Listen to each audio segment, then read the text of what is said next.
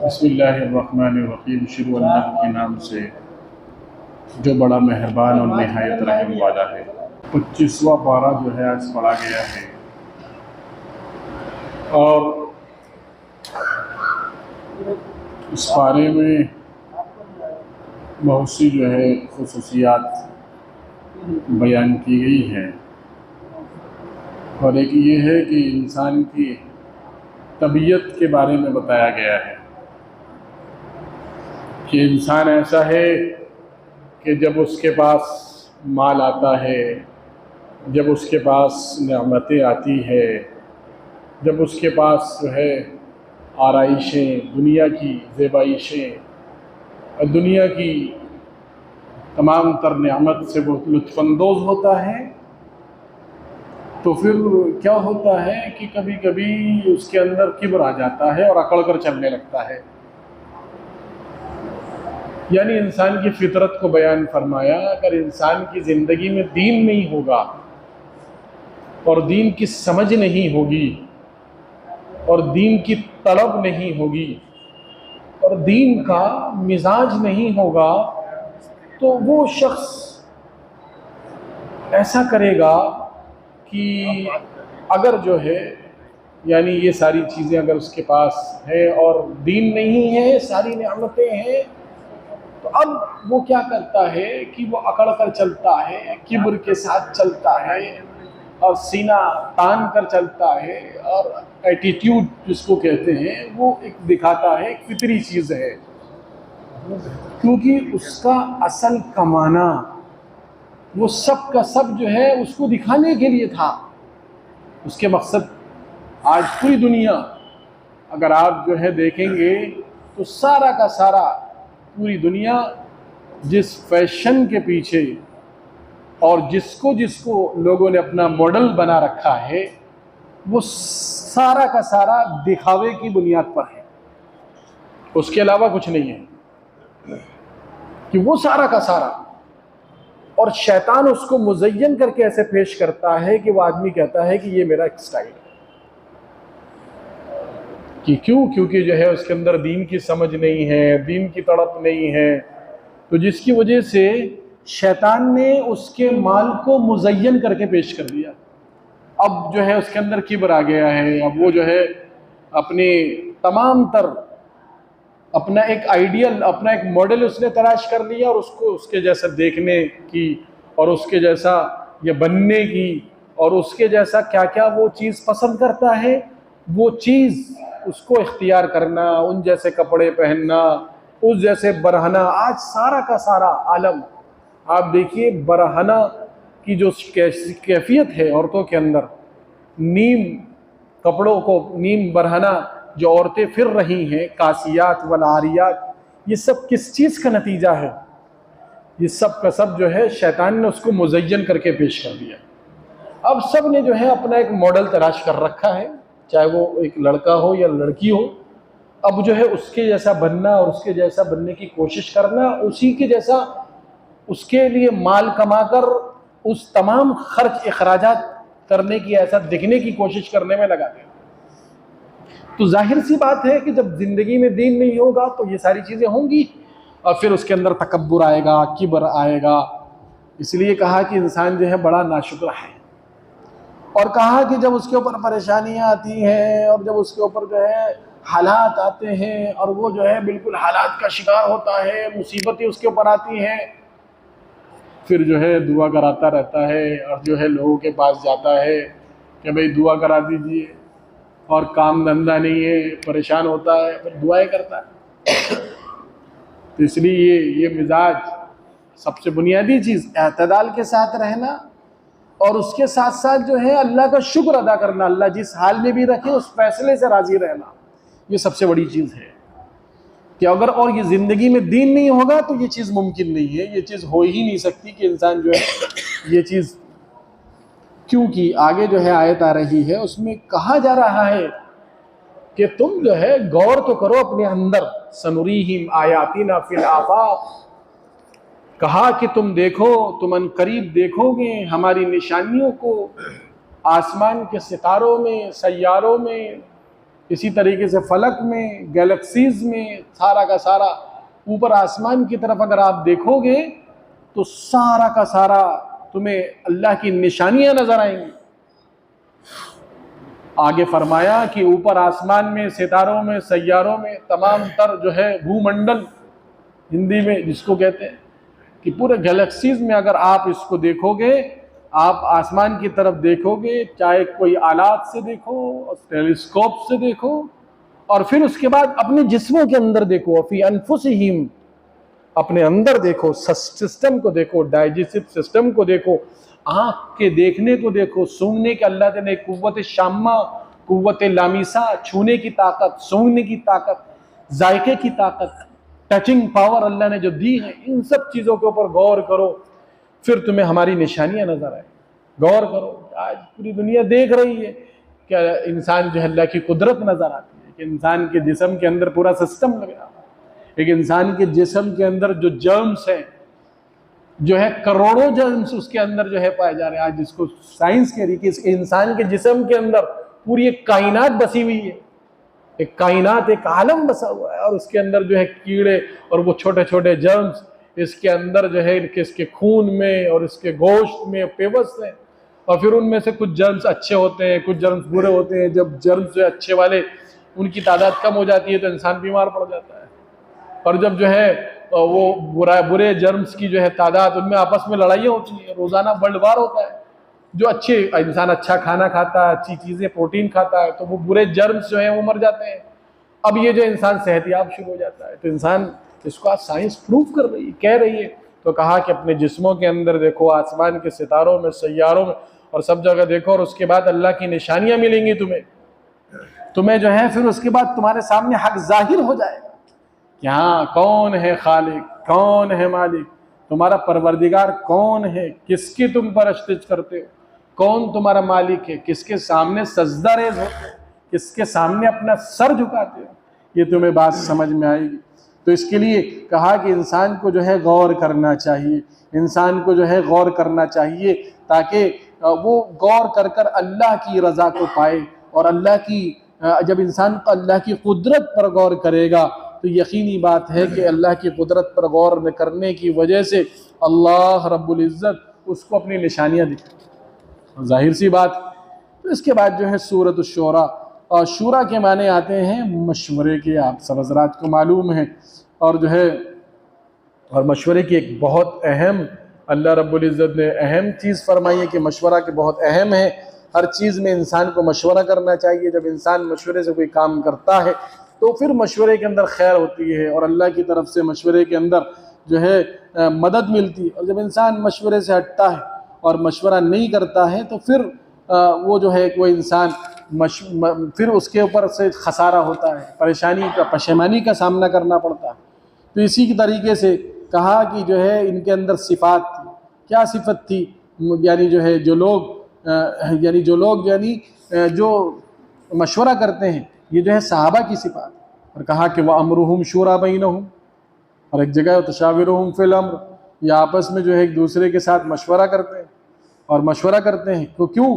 क्योंकि जो है इनके सामने दीनी उमूर हो, कोई भी उमूर हो, ये जो है उसका मशवरा करते हैं, ताकि जब मशवरे से कोई काम किया जाता है तो उसके अंदर उसकी बड़ी अहमियत होती है। और आप देखिए हर ज़माने में अल्लाह के रसूल सल्लल्लाहु अलैहि वसल्लम के पास वही आने के बावजूद आप मशवरा कर रहे हैं, आप जो है एक एक साथी से मशवरा कर रहे हैं। मशवरे की बड़ी अहमियत है, बल्कि अल्लाह के रसूल सल्लल्लाहु अलैहि वसल्लम ने मशवरे की बड़ी अहमियत दी कि जब तुम्हारे अंदर मशवरा करने वाले ख़त्म हो जाए, मशवरा ना करें और सही सूझबूझ वाले मशवरे में ना आए, तो अब तुम्हारे लिए ज़मीन के ऊपर रहने से ज़्यादा अच्छा है कि तुम ज़मीन के नीचे रहो। कि ज़मीन के ऊपर रहने से अच्छा ज़मीन के नीचे रहो। मशवरे की अहमियत देखो, इस्तिखारा अल्लाह से खैर तलब करना है, लेकिन अल्लाह रब्बुल इज़्ज़त ने मशवरे के नाम पर पूरी सूरत उतारी। और इस्तिखारा अल्लाह से खैर तलब करना, लेकिन इस्तिखारे से बढ़कर मशवरे की चीज़। एक इंसान पूछे, मशवरा करे, अच्छा उसके एक्सपर्ट से मशवरा करे। एक इंसान को जो है अगर जो है कोई काम करना है, सोने का काम करना है, तो अब जो है वो लोहे वाले से मशवरा नहीं करेगा, वो किससे मशवरा? सोने वाले से मशवरा करेगा। तो ये तरीका है मशवरा करने का, उसके एक्सपर्ट से मशवरा किया जाए, उससे पूछा जाए, तो फिर मशवरे की बड़ी अहमियत होती है। और उस मशवरे के साथ जो काम किया जाता है तो उसमें अल्लाह की मदद आती है। अगरचे जो है वो मशवरे से किया गया गलत भी फैसला हो, फिर भी अल्लाह की मदद आती है।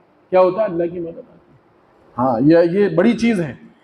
तो उसके बाद जो है इस सूरत में यानी अल्लाह रब्बुल इज़्ज़त ने आगे जो है मशवरे की अहमियत यानी उसके नाम से पूरी सूरत जो है उतार दी गई है। और फिर आगे जो है बताया गया है यानी जो है या जब जो है मुशरिकीन मक्का आपको तकलीफ़ पहुंचाते थे और आपको जो है परेशान करते थे, तो उस वक्त जो है आपको बड़ी तकलीफ़ होती थी, तो कहा कि मैं तुमसे कोई अजर नहीं मांगता हूँ, मैं तुमसे कोई उजरत नहीं मांग रहा हूँ। अल्लाह के रसूल से कहा जा रहा है आप तो कहो कि भाई चलो ठीक है, तुम जो है मैं हक, असल बात तो ये है कि मैं तुम्हारा रसूल हूँ और मैं नबी बनाकर भेजा गया हूँ, लेकिन तुम मुझे मारते हो और तुम नहीं मानते, लेकिन रिश्तेदारी का तो ख्याल रखो। ये एक बड़ी चीज़ है कि चलो मुझे तुम परेशान कर रहे हो, लेकिन मैं तो तुम्हारा रिश्तेदार हूँ, तुम रिश्तेदारी का ख्याल करो। तो कहा जा रहा है कि तुम जो है आप कह दीजिए उनसे, भाई मैं तुमसे कोई उजरत तो नहीं मांग रहा, मैं हक बात कह रहा हूँ जो मेरे ऊपर नाजिल हुई, यानी वही आई है, वही के ज़रिए जो मुझे बताया गया है, और फिर भी अगर तुम मुझे अजियत पहुँचा रहे हो तुम देखो मैं तो तुम्हारा रिश्तेदार हूँ, और रिश्तेदारी का हक तो तुम जानना चाहिए था। तुम जो है इंसान हो, तुम्हारे अंदर सूझबूझ रखने वाले, तुम जो है समझ रखते हो, लेकिन फिर भी तुम जो है ये कह रहे हो कि रिश्तेदारी का ख्याल नहीं रख रहे।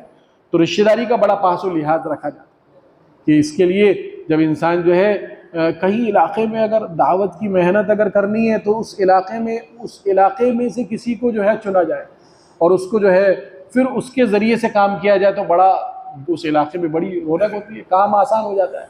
क्योंकि उसके सारे रिश्तेदार होते हैं। तो ये तरीका बताया कि आप तो कहिए कि भाई मेरी बात नहीं माने, मैं तो तुम्हारा रिश्तेदार हूँ। तो आदमी रिश्तेदारी में फिर थोड़ा सुनता है, रिश्तेदारी में थोड़ा जो झेप खाता है कि नहीं हाँ हमारे खून से है।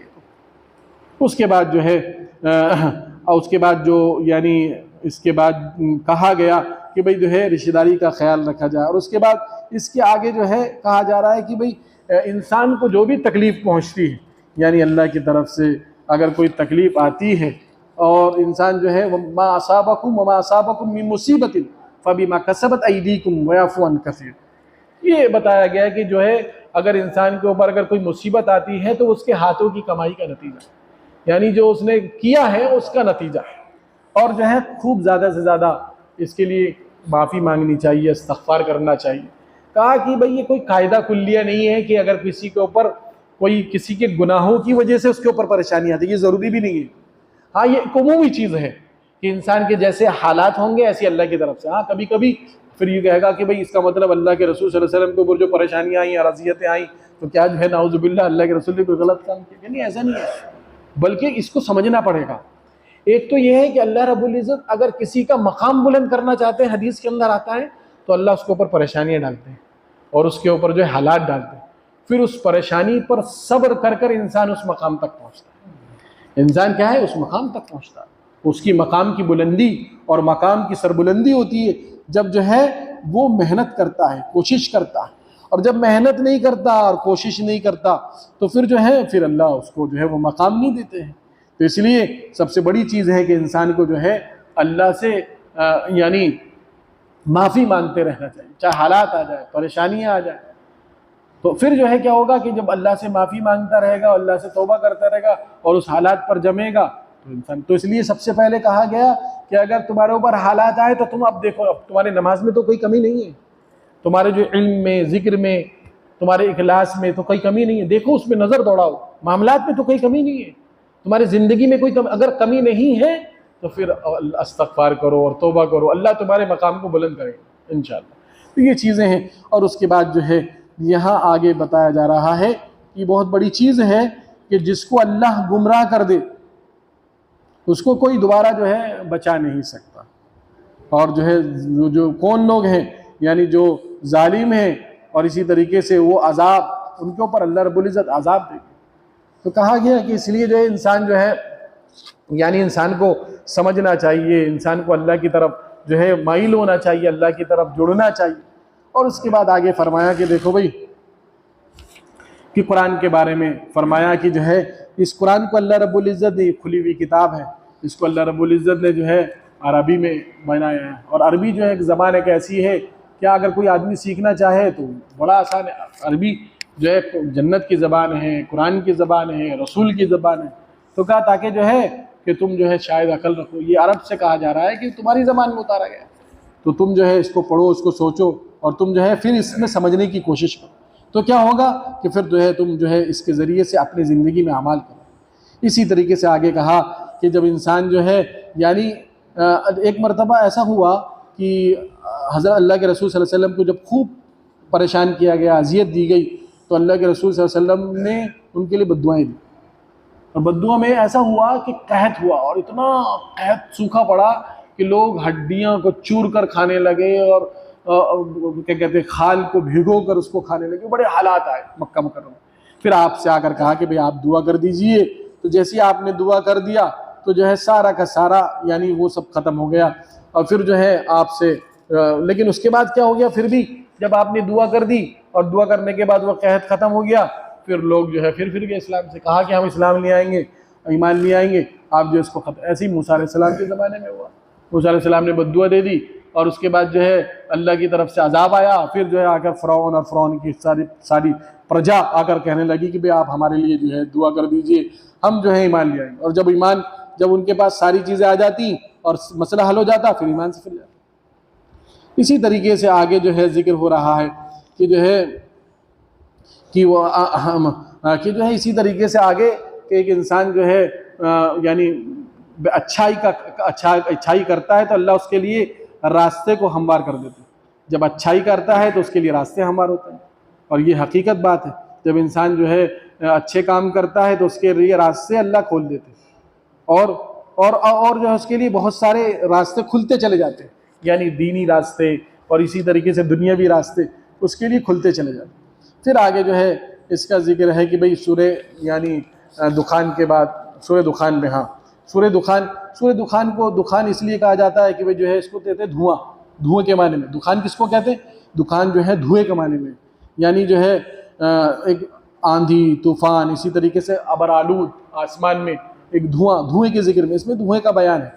इसी तरीके से आगे जो है इसमें जिक्र किया जा रहा है कि और इसी भी दुखान में ही है कि वही अल्लाह के रसूल का वो वाक़या कि किस तरीके से कहत हुआ, कहत होने के बाद फिर जो है वो दोबारा फिर गए। तो इसी आयतों में जो है अल्लाह रब्बुल इज़्ज़त ने ये है इसमें जिक्र किया, इन्ना अंज़लनाहु फ़ी लैलतिन मुबारका इन्ना कुन्ना मुंज़िरीन। उसके बाद जो है यहाँ पर आया कि हमने जो है नाजिल किया है, यानी लैलतिन मुबारका, इससे शब क़दर मुराद है।